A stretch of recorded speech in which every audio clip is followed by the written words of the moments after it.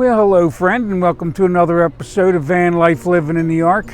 Well, I'm out here at the dam today and getting a nice view and watching eagles fly around, and well, there's all kind of people down here fishing. I'll throw some real short clips of videos on at the end of the dam and all. Anyway, I just come out here. I wasn't going to even get on the video today. I was just kind of coming down to talk to the Holy Spirit. I saw something troubling, which I kind of knew was coming, but I've been warning you all about this and that, right? You know, I'm on here talking about what Jesus said and about the hour getting late. Well, I don't know if you all have been on that Chat GPT. I personally have not, but I've been watching some videos of people that have been using it. And the whole white-collar community is starting to occur to them that this Chat GPT, these AIs, can do what they do without much trouble. And because, well, a publicly traded corporation is an entity that has no consciousness, and the only thing it thinks about is making more money, because that's what it's designed to do, well, it's not going to care about the jobs they cut in order to replace them with these computer AIs. So this is a major concern, and I watched a video on it yesterday, and a guy brought up something that never even occurred to me.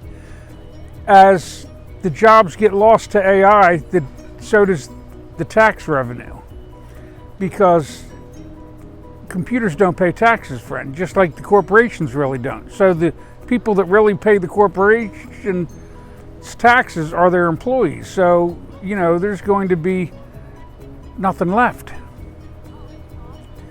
So this isn't going to go anywhere good. I just never realized how fast it might deteriorate, because I never thought about the tax base being lost as the jobs were lost. I knew the people were going to be out of work soon with this AI the way it's going. It's technology going so fast. So, which, if that's not a concern to you, friend, it should be, because, well, you know, people aren't caring about people, and they're letting these corporations just run everything, including our government. So if you think our government's got our back, you're wrong. Citizens United versus the Federal Election Commission, the FEC, they ruled that they could invest as much money into our politics as they wanted, and so they're the ones who own the politicians, friend, not us. And I'm always on here talking about Jesus and the purpose the world has come to know love by experience. And that's true, friend, but if you don't get to making that choice, you're not going to have that choice, right? So I keep telling everybody to go get a red letter edition of the Bible and read what Jesus said and read, because he told you about all this was coming. And I know a lot of the Christians think that it's actually they're going to be taken out pre-tribulation, but that isn't necessarily the facts, friend, because most people didn't read Jesus. He told you that at the last hour, everybody was going to be running to the store to get oil, and you know, a lot of people aren't going to have enough oil for their lamps. Well, and he told you the first will be last, and some of the last will be first. That's because these folks have been taught that all you have to do is say, I believe Jesus died on the cross for me, and then you receive a free kingdom in your death. And Jesus didn't say that. Jesus said that, you know, before him the kingdom suffered violence and was taken by force, but after him it wouldn't. Jesus said a slave to sin has no permanent place in the kingdom.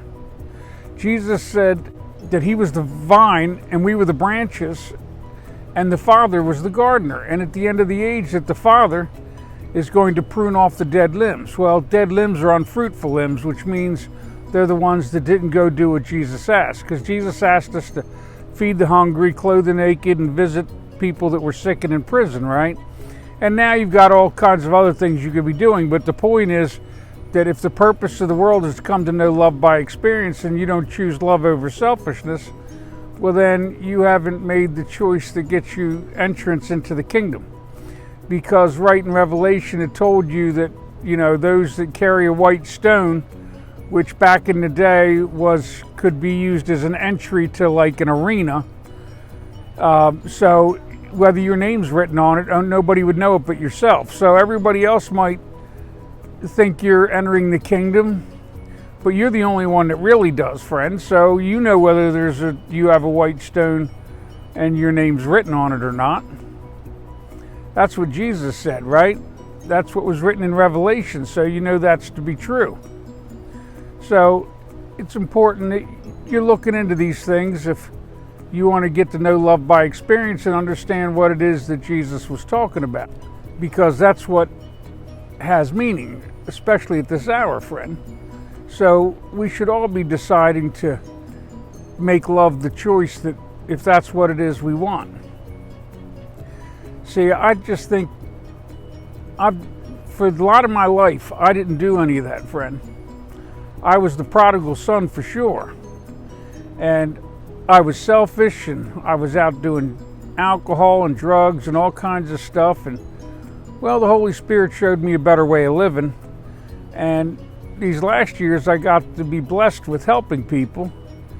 And there's far more joy in being a servant than there ever was in all that selfishness that I was doing, because I always felt guilty and never felt happy and never fulfilled. And then when I started doing that, I started meeting these wonderful people, and it turned out all of the wheat of Christ is in the trenches helping people, friend.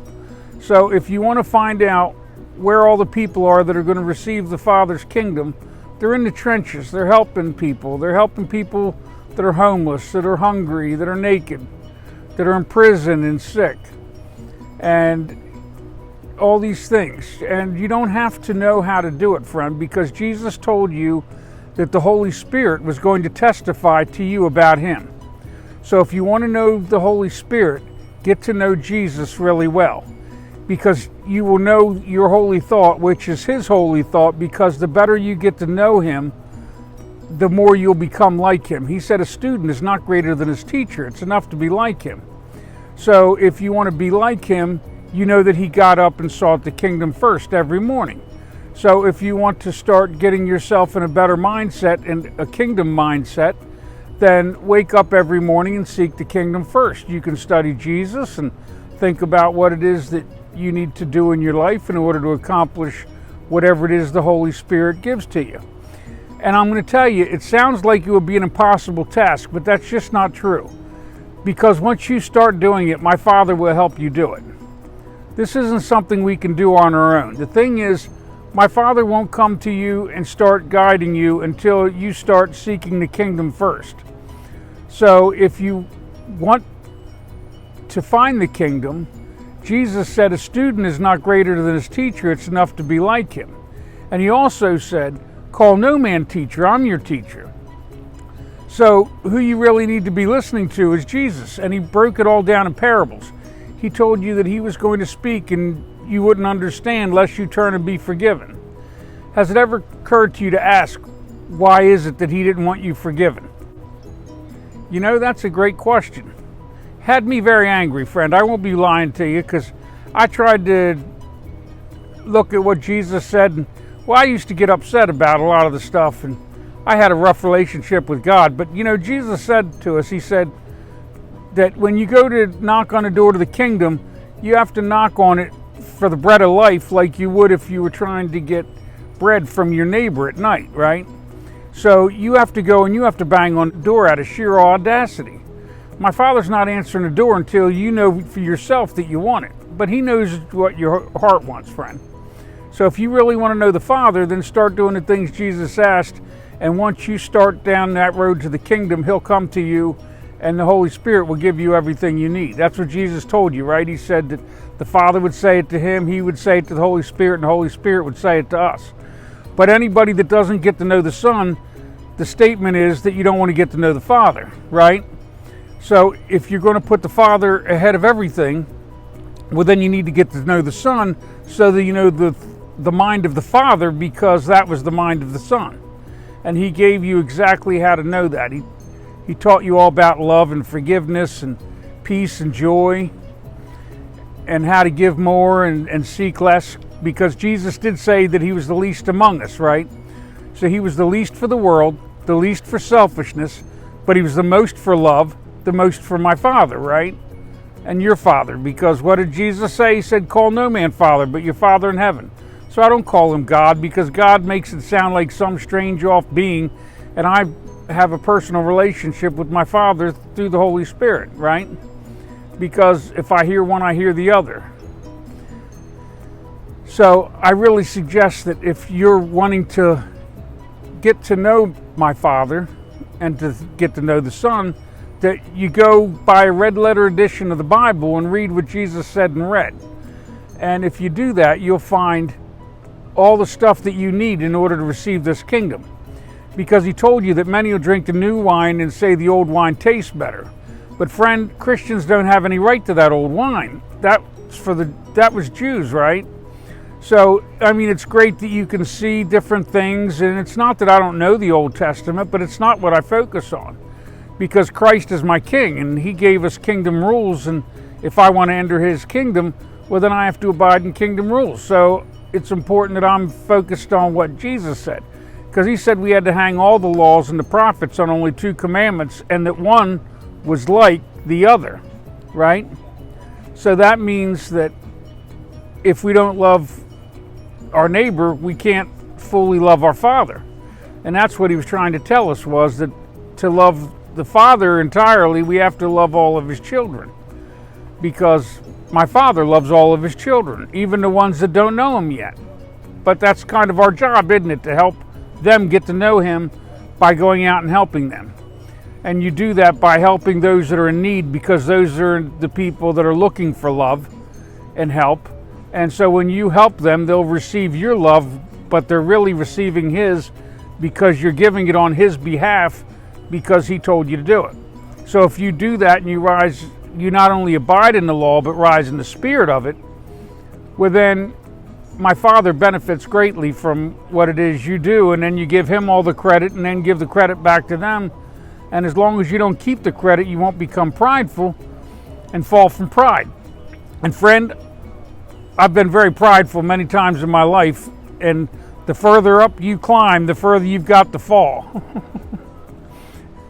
In my search for the kingdom, my Father had to knock me off his throne several times. And it's not an easy fall when it happens a lot. And he is not concerned about the world. Trust me, when you start seeking him, if you don't let go of it, he'll pry it out of your hands. So I recommend that if you're going to seek this kingdom and you really want to know Jesus, start getting a really loose grip on everything that you possess, because everything that you put ahead of my Father, he's going to rip from your hands if you truly want the kingdom. Because each thing that you put ahead of God is the thing that keeps you from receiving the kingdom, because he's going to call you to a task, and I can't tell you what that task is, but the Holy Spirit will come to you and tell you what it is. Just like I know this is my task, to talk to you about what Jesus said, and to tell you that a publicly traded corporation is the thought of Satan made flesh, and to give you fair warning of what's coming. You can see with the AIs where this is going, and if you haven't looked, now's a great time too. But I really suggest focusing on Jesus. Don't let fear get a hold of you, friend. If you have faith in my Father, then trust him, and he will give you everything you need. The Holy Spirit will tell you exactly what you need to do, so there's nothing to be afraid of. But if you don't know him and you don't have the Holy Spirit, how are you going to be led by God when times get tough, and have faith when others have none?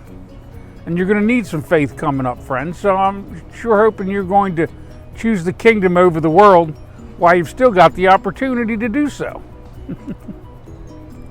All right, friend, well, I'm going to make it a short video today. I just wanted to get on here and say hello, I guess, because the Holy Spirit moved me to come up here and put on the video, which I wasn't going to do. So just know I love you because my Father loves you, and may God bless you and yours.